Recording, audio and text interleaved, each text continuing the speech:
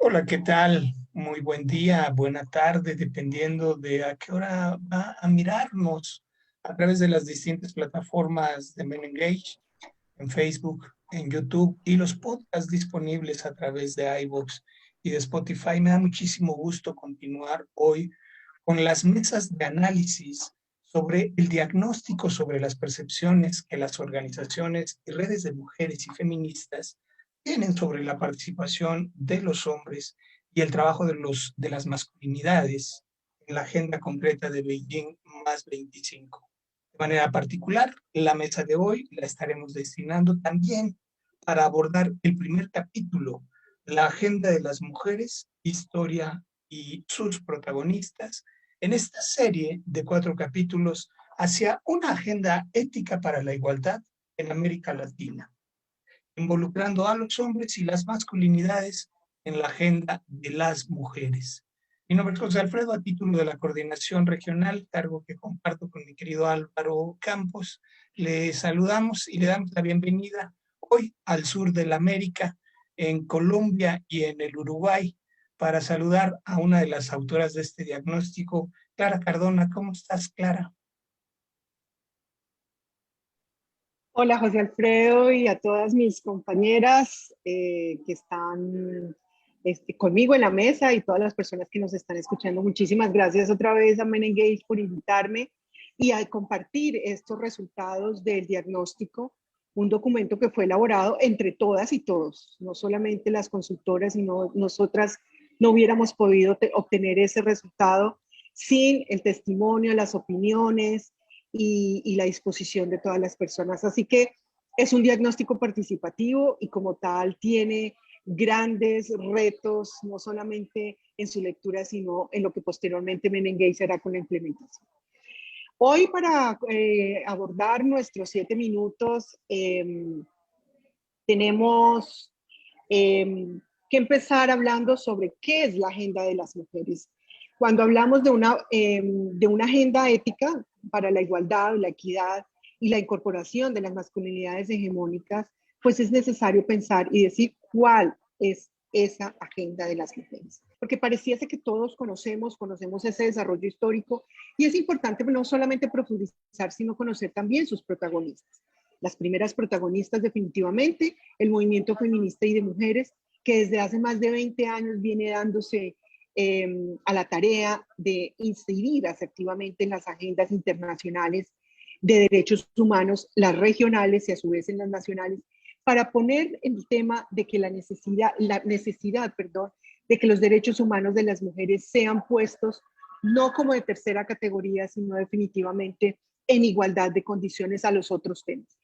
Y es gracias a la agenda del desarrollo, de la Agenda 2030, de los Objetivos de Desarrollo Sostenible, que los estados y los gobiernos empiezan como a decir, bueno, tenemos que completar estos objetivos y el Objetivo de Desarrollo Sostenible número 5, que tiene todos los asuntos de género, da todas las directrices y pone las metas a estos estados para cumplir con esa equidad y para cumplir con a las mujeres toda esta deuda histórica. Y es así que desde todo este desarrollo histórico, el movimiento de mujeres logró que la Conferencia Mundial de la Mujer estuviera desde 1983 a cargo de Naciones Unidas. Y empiezan a realizarse una cantidad de conferencias. La primera se da en 1975 en México, posteriormente en Copenhague en 1980, la tercera se da en Nairobi en el 85 y la última en 1995, que es la que más conocemos, la que se da en China, en Beijing.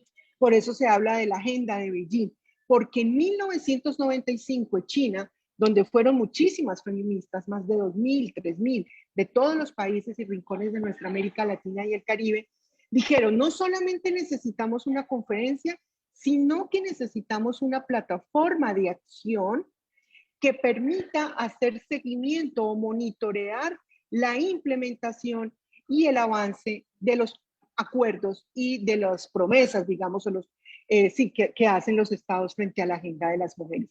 Por eso, la agenda de Beijing en 1995 parte en dos esa agenda del movimiento de mujeres e inicia con esa cuarta conferencia la nueva era que es la plataforma de acción de Beijing.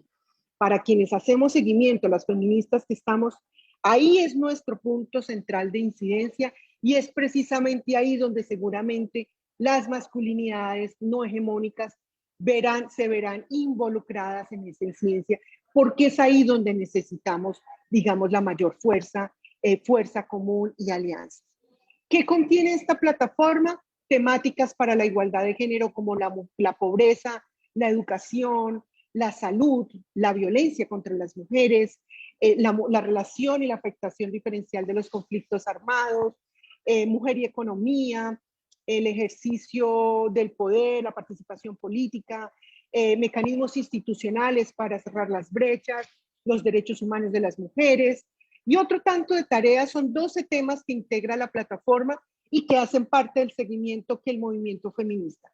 Muy importante estos temas, ¿por qué? Porque ahí, en muchos de estos, la agenda de masculinidades no hegemónicas podrá hacer acciones puntuales para involucrarse en eso. Hay una cronología grande respecto a todo este devenir histórico que les cuento sobre eso, pero principalmente hay que entender 3 cosas.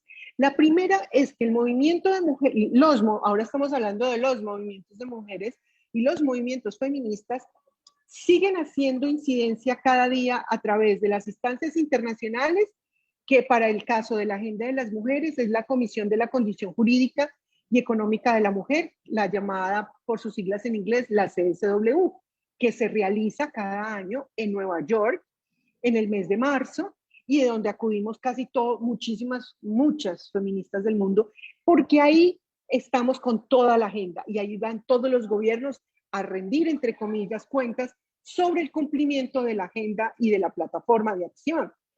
Y es precisamente en ese lugar donde considero, y el diagnóstico lo dice, es uno de los lugares donde requiere mayores retos Men Engage o las agendas de masculinidades no hegemónicas, porque este es el espacio natural de incidencia. Pero no es un espacio cerrado a los hombres.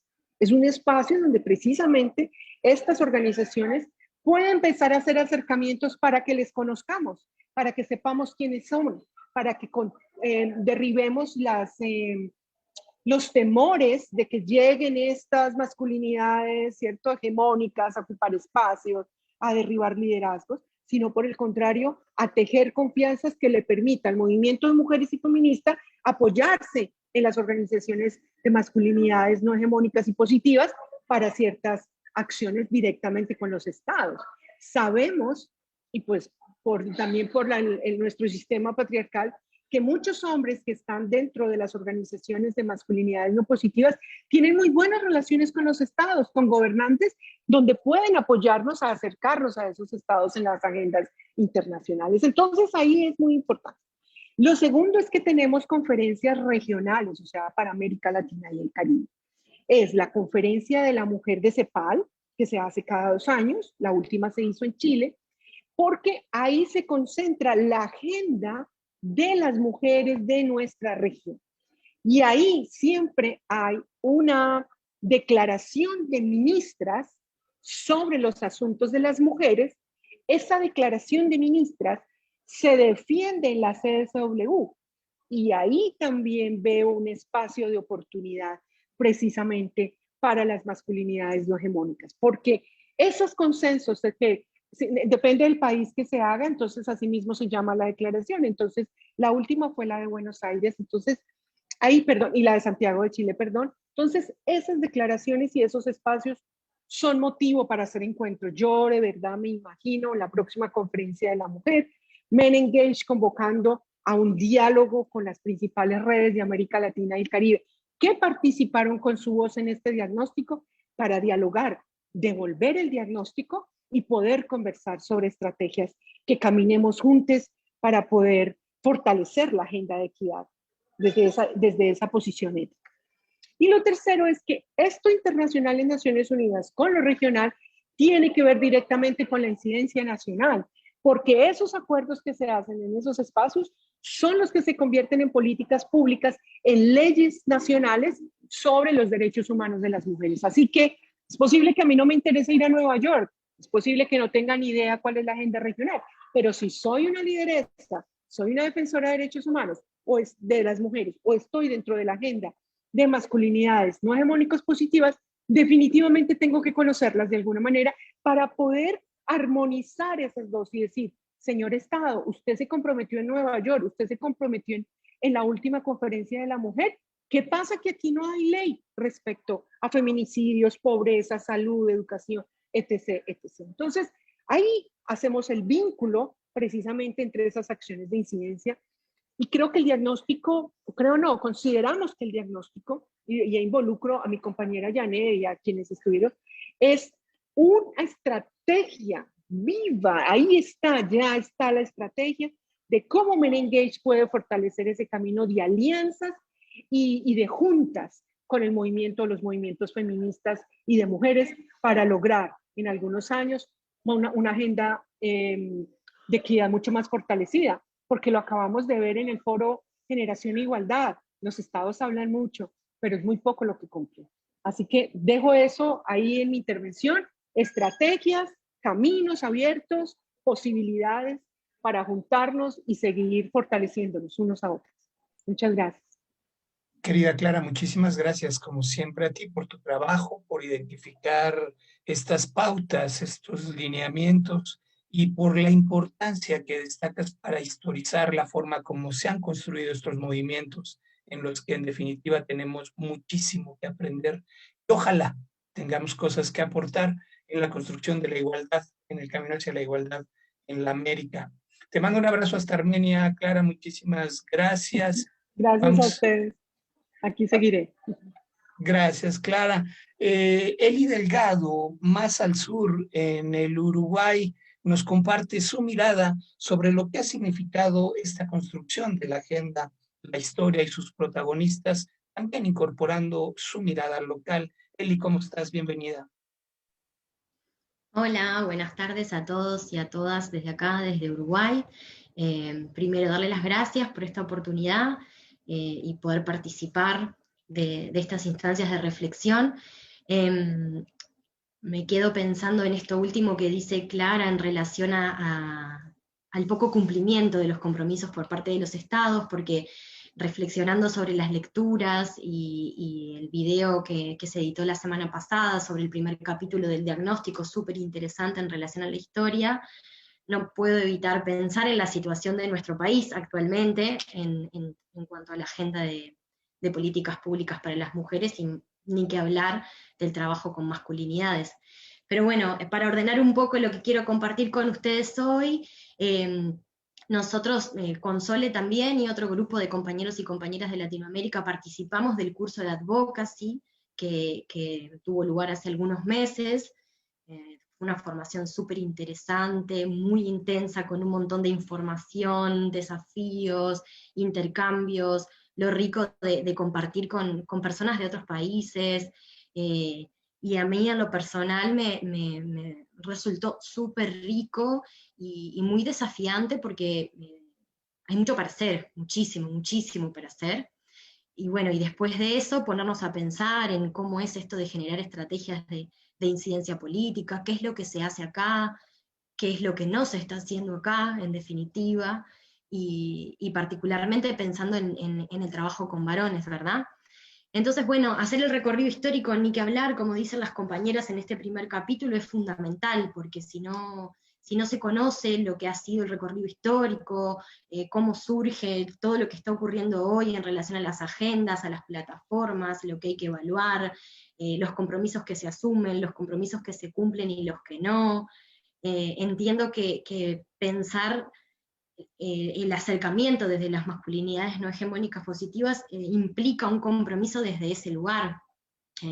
Como mujer también pienso en lo difícil que es pensar muchas veces en darle lugar a los varones y al trabajo de ellos en todos los logros que hemos venido logrando. Bueno, yo en particular soy relativamente joven y aprender de todo esto me inspira un montón, y pienso en compañeras que llevan una trayectoria enorme y en lo difícil de haber luchado por todo esto, en definitiva, ¿no?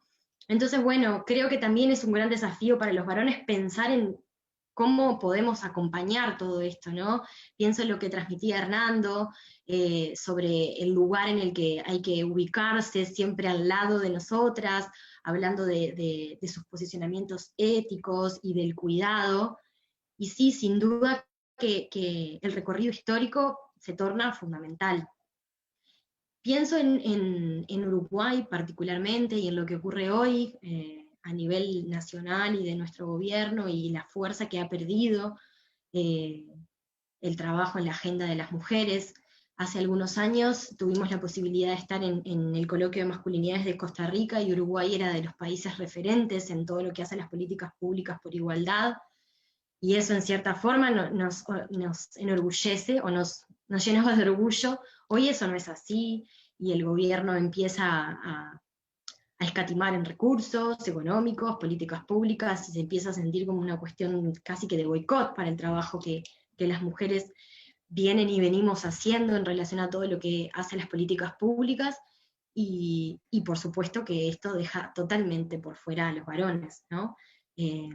Entonces, bueno, leer sobre todo esto y conocer el trabajo que se viene haciendo me lleva a pensar en lo difícil y en lo desafiante que es para los varones que quieren y que de verdad están comprometidos con el trabajo en las masculinidades y codo a codo con el trabajo con las mujeres.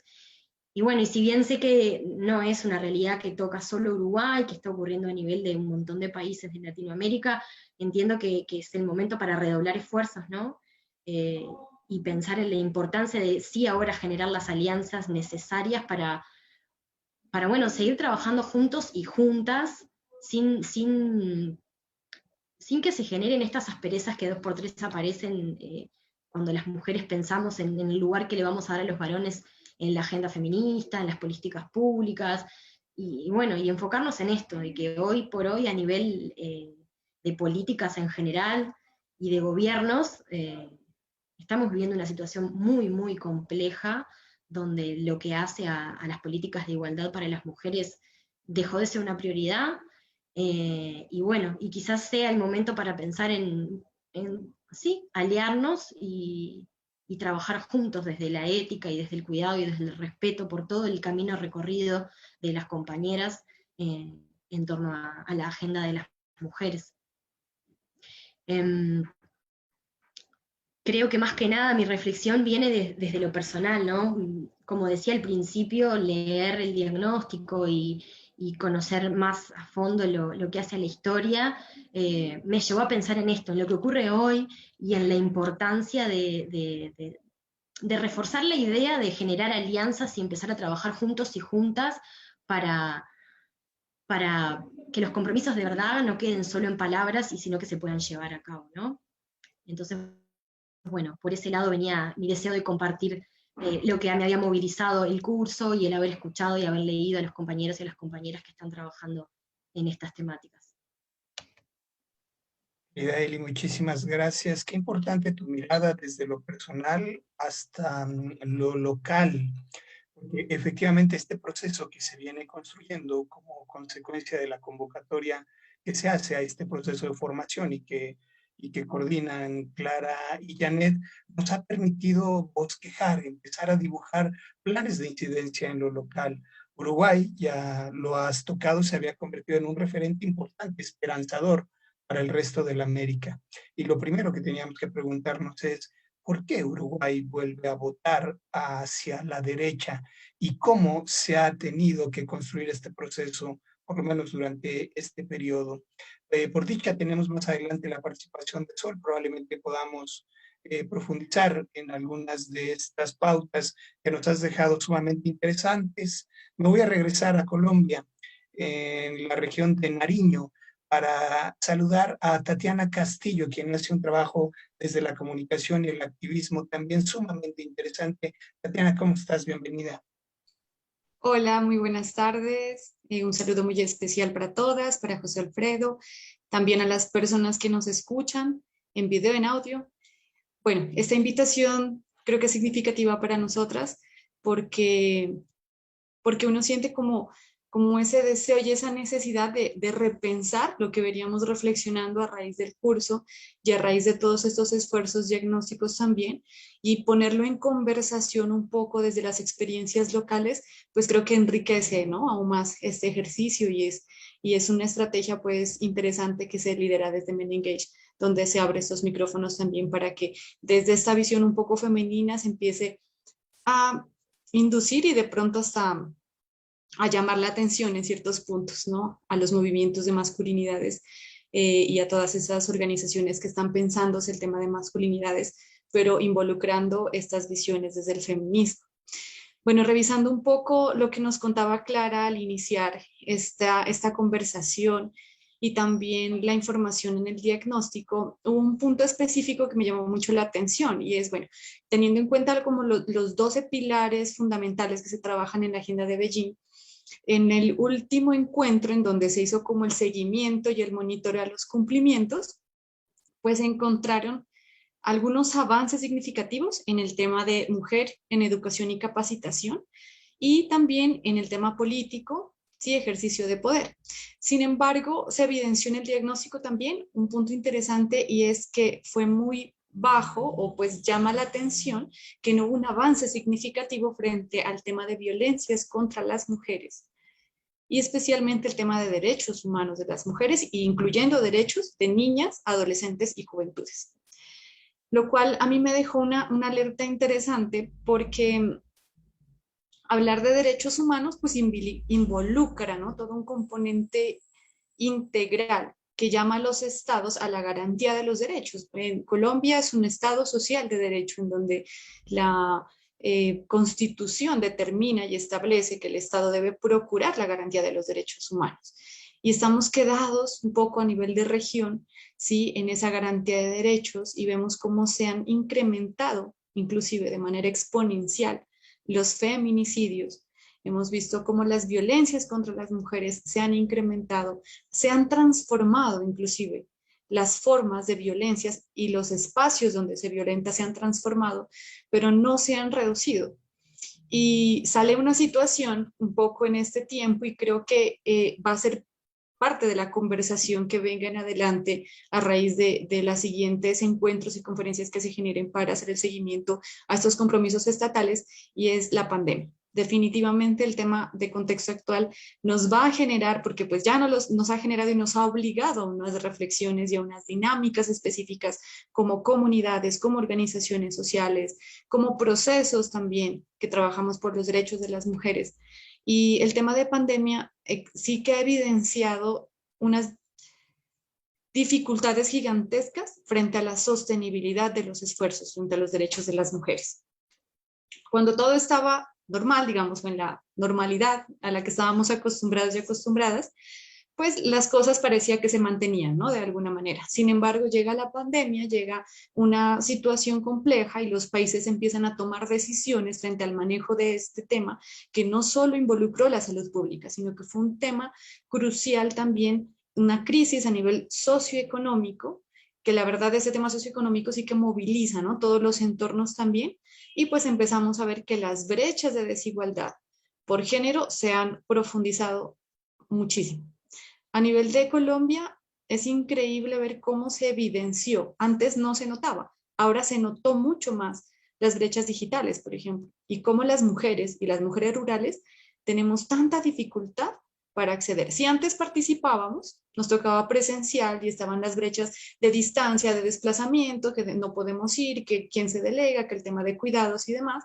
Ahora, pues, las entidades y los gobiernos y las organizaciones y las instituciones y los sistemas educativos, de salud y en general todos los sistemas que se mueven y que movilizan el gobierno, pues dijeron, listo, pues no podemos salir presencial, pues nos vamos a lo digital. Y resulta que las mujeres no tenemos acceso a lo digital. Entonces se profundizaron las brechas de desigualdad. Y estamos a un año de que en el que se genera esta conferencia, este encuentro de generación igualdad, en donde nos vemos nosotras, por ejemplo, como mujeres jóvenes, como una generación de igualdad, en donde ya disfrutamos de cierta conquista, ¿no? De derechos de nuestras ancestras y de los movimientos feministas que han trabajado tan duro antes. Y tenemos otros retos ahora y creíamos como que, bueno, ya venimos avanzando en un proceso maravilloso, pero sí que la pandemia nos evidenció que hay cosas estructurales que no se han repensado. Y esto me lleva a proponer y también a llamar un poco la atención a la importancia de que las acciones en avance de derechos humanos con enfoque de género tengan un componente de sostenibilidad muy, muy, muy importante. ¿Y eso qué implica? Analizar riesgos también.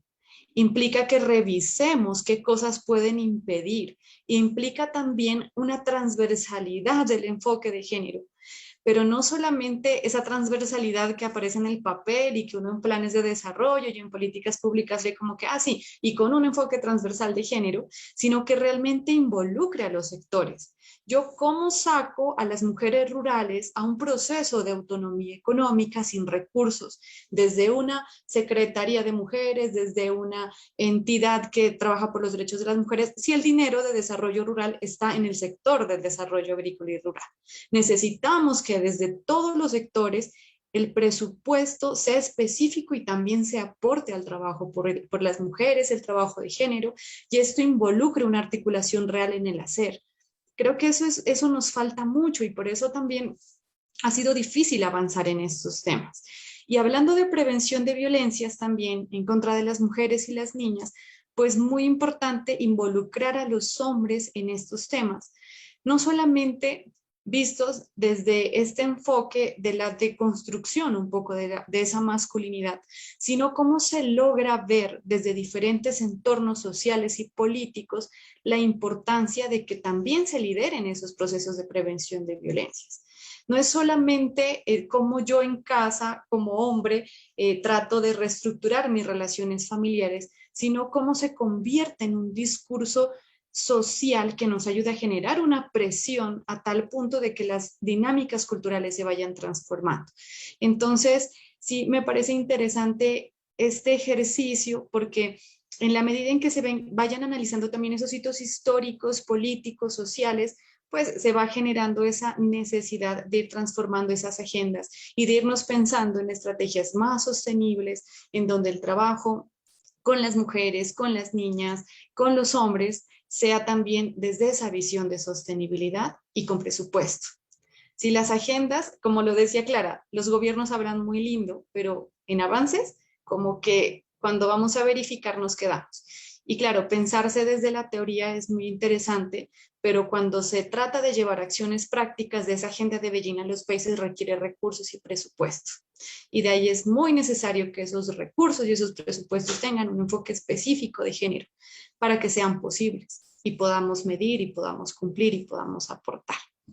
Esa era mi reflexión pues, en este corto tiempo. Esperamos se pueda seguir conversando y ampliando pues también sobre estas reflexiones y en los próximos capítulos con los otros compañeros que hicieron parte también de este diplomado. Muchas gracias. Muchísimas gracias a ti, Tatiana, Eli, Clara, porque yo me siento muy satisfecho, muy retado, muy confrontado en la medida en cómo van desmenuzando la problemática. Nos van también evidenciando algunas pautas, algunos grandes retos que no va a ser sencillo, bien lo decías, Tatiana. El tema de la pandemia lo único que vino a hacer fue a evidenciar, a desnudar las terribles desigualdades en las que ya estaban conviviendo nuestras comunidades en los distintos ámbitos rurales y urbanos. Pero en el tema de los cuidados, la corresponsabilidad, las brechas de género se ampliaron en el acceso a la digitalidad, como bien lo nombras. Muchísimas gracias, Tatiana, por compartirnos esta reflexión. Nos vamos a regresar a Montevideo. Me da mucho gusto saludar allá a mi querida Sol Rodríguez. ¿Cómo estás, Sol? Para que nos compartas tus reflexiones sobre este primer capítulo, la agenda de las mujeres, historia y sus protagonistas. Bueno, saludarlos a todos, todas, todos desde acá, desde Montevideo, desde una tarde y noche muy fría. Ha nevado en Uruguay, dato histórico, que nieva cada 1000. Y desde este lugar complementar, agradecer la formación porque fue realmente interesante y pone a Men Engage, creo que en un lugar diferencial en cuanto a pensar las masculinidades y cómo integrarse a una agenda feminista desde masculinidades no hegemónicas, llamadas a veces positivas, disidentes. Y me parece súper interesante que podamos estar hablando hoy de esto. Con respecto a lo que decía Eli, por ejemplo, de Uruguay, relacionado a lo que es la agenda de Beijing, en Uruguay, en el año 2019, gana un gobierno de derechas, después de 15 años de gobierno de izquierda, que había realmente avanzado en lo que es los derechos humanos y los derechos humanos de las mujeres, reconociendo a las mujeres como sujetos de derecho también, que había abierto una serie de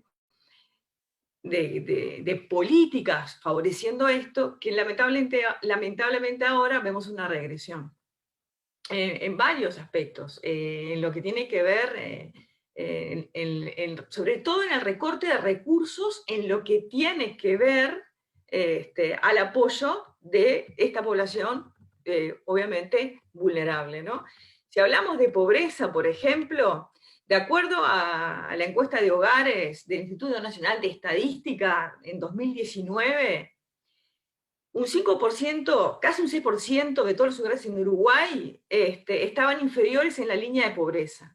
Pero si hablábamos de hombres, solamente un 4,5% comparado al 7,5% de la pobreza en los hogares que estaban compuestos monomarentalmente, ¿no? Y eso tiene que ver también que en plena pandemia, cuando se produce la primera encerrona que le digo yo, obviamente nadie salió, el gobierno, tenemos una política bastante buena que viene de muchos años atrás en cuanto a seguros de paro, el país cancelado, pero obviamente las mujeres fueron las principales perjudicadas porque eran las que tenían mayor cantidad de trabajo informal, las que se quedaron en la casa, haciendo, las que podían, las que tenían cómo trabajar, haciendo el trabajo del hogar y haciendo teletrabajo. En Uruguay tiene una cosa buena, creo que fue impuesta en los últimos 15 años, y es que Internet es prácticamente libre. Tú vas a una plaza en Uruguay, hay Internet. Vas en un ómnibus en Uruguay, de línea, en la ciudad, tiene Internet. Vas en un taxi, tiene Internet. Las escuelas, los liceos, todo tiene Internet. Y los gobiernos anteriores entregaban a la población mayor tablets. Y a los niños en escuelas y liceos públicos les entregaban ceibalitas, unas especies de notebook para que pudieran trabajar, y también tablets. Este gobierno acaba de decir que va a recortar ese presupuesto para las personas mayores, o sea que va a haber una brecha digital. No solamente porque la población mayor tiene mayor dificultad por una cuestión de conocimiento y de adaptarse, sino porque se va a dejar de brindar tablets y en todo caso se podrá ver si se solventan celulares. Desde ese lugar se abre una brecha también para las mujeres y también para los niños y niñas que quedaron en los hogares, que sí, cada hogar Uruguay no tiene obviamente internet gratis, entonces hubo que buscar para la forma educativa, que recién hace menos de un mes comienza a ser presencial para la mayoría, en Uruguay estábamos online desde marzo, que había niños y niñas y que no podían acceder a la educación por esta razón. En cuanto a la violencia contra las mujeres, el gobierno adoptó políticas bastante restrictivas y represivas, y como que este gobierno dijo que iba a revertir la delincuencia, que Uruguay iba a ser, no sé, no dijo cero delincuencia porque sería un sueño, pero absolutamente como un país mucho más seguro. La realidad es que eso no pasó, pero sí hubo, como, para mí, una alteración de los datos y los femicidios se pasan en menos cantidad. Entonces, hay como colectivos de mujeres recabando esos datos para que los datos sean más certeros. El año pasado mínimamente hubo 21 femicidios y este año, a esta altura del año, ya vamos 12 lamentablemente. El promedio de edad de mujeres asesinadas es de 36 años, el 8%, bueno, por medios obviamente violentos, asfixiadas, quemadas, y el 50% de los femicidas se suicidaron. No hay políticas para eso, no hay políticas que hablen del femicidio, de lo que implica esta violencia machista. Desde InMujeres se trató de hacer una campaña también de concientización sobre la corresponsabilidad en el hogar, en los trabajos del hogar, que esto me cuesta. Tuvimos participación desde donde yo trabajo, pero no para la parte final, entonces la verdad la campaña final fue bochornosa, fue motivo de burlas, era estigmatizante hacia la mujer y estigmatizante hacia el varón también. Entonces, lo que se hace se está haciendo mal. Entonces, ese compromiso de que hablaba Clarena y que hablaban todas, de los gobiernos, que se va a verificar cada año cuando van las feministas a Nueva York, obviamente en Uruguay no se está dando y está retrocediendo. También hay equipos de salud que trabajan con las mujeres violentadas, ¿no? Y esta semana acá en Uruguay, la Intersocial Feminista tuvo que pedir una entrevista al ministro de Salud, a la vicepresidenta y a la directora de InMujeres, debido que fueron informadas que el Ministerio de Salud Pública de Uruguay eliminó de las metas asistenciales de los prestadores de salud los equipos de atención en violencia de género. O sea, para este gobierno, ¿no? En sus metas asistenciales no están los equipos de salud que atienden la violencia de género en cada prestador de salud. Eso deja cada vez más vulnerables a las mujeres. Y bueno, en cuanto a políticas de masculinidades pocas, casi no se nombran. Eso es algo bien importante después de haber hecho esta capacitación con ustedes y con todo el equipo de Clarena, que podríamos imponer, y fue uno de los proyectos que propusimos, tratar de hacer incidencia en la agenda de Estado para que hayan políticas de masculinidades, y que lo que se haga bien. Porque si a vos tenés invertir recursos y sacás publicidades que causan bochorno, no estás usando bien los recursos y no te estás comprometiendo bien con lo que hay. Obviamente hubo un empobrecimiento sustantivo que lo creó la pandemia, o lo agudizó la pandemia, sobre todo de las mujeres, y creo que es eso, que en Uruguay está habiendo lamentablemente un retroceso, si bien no estamos quietas y no estamos quietos y nos seguimos moviendo, y cada vez que anuncian algo salimos. O sea, quería aprobar, y está en discusión, una ley de tenencia compartida prácticamente obligatoria.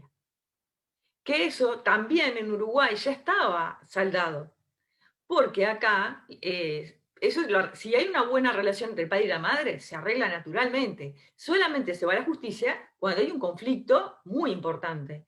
Pero este gobierno atiende a un lobby de hombres machistas que, estando en conflicto con esas madres y teniendo denuncias previas de violencia doméstica, quieren de todas maneras tener una tenencia compartida, y este gobierno proponía ni siquiera evaluar el riesgo que tenían estos niños al convivir con posibles hombres violentos, porque ya tenían denuncia.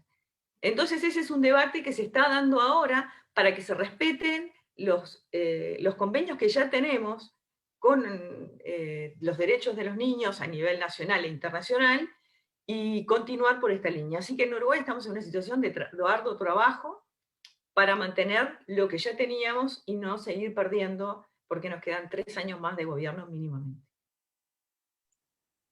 Casi que desolador el panorama. Por dicha está la fuerza de las organizaciones civiles y el aporte. Estoy casi seguro que Clara, que Janet están muy contentas de mirar que los insumos revisados y construidos durante el proceso se pueden convertir ya en mecanismos de incidencia directa desde lo local. Eli, ¿querías agregar algo en relación al Uruguay? Sí, bueno, escuchaba a ambas compañeras, a Tatiana y a Sole. Obviamente que escuchar a Sole me moviliza un montón, y esta mirada que Tatiana pone sobre lo que deja en evidencia la pandemia, y pensaba, ¿no?, en lo que nos reúne hoy acá, que hace a la importancia de la historia, y cómo nuestros gobiernos, digo nuestros, también incluyendo al gobierno de Colombia, se han encargado de invisibilizar todo eso, ¿no? Y a mí me queda la sensación del desconocimiento absoluto de todo esto, que es tan importante y que hace las bases de todo el movimiento feminista.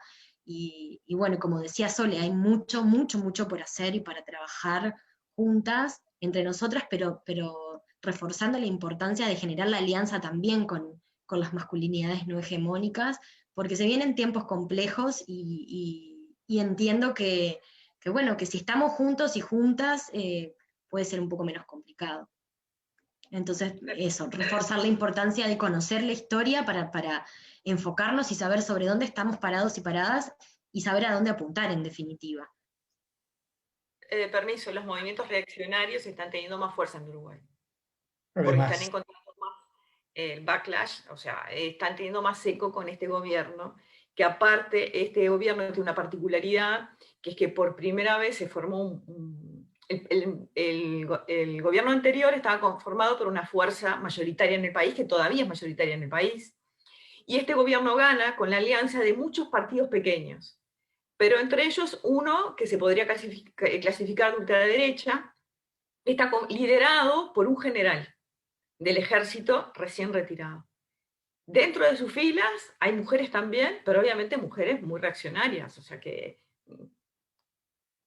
con todo el respeto que me merecen, algunas pues, no pueden estar haciendo política en contra de sus propios derechos. Pero el machismo no es una cuestión de hombres, es una cuestión social, constitucional, que nos atraviesa a todos y todas, y a veces sentir gran impotencia cuando ves estas mujeres aliadas a estos hombres que están luchando contra sus propios derechos y ellas no se dan cuenta.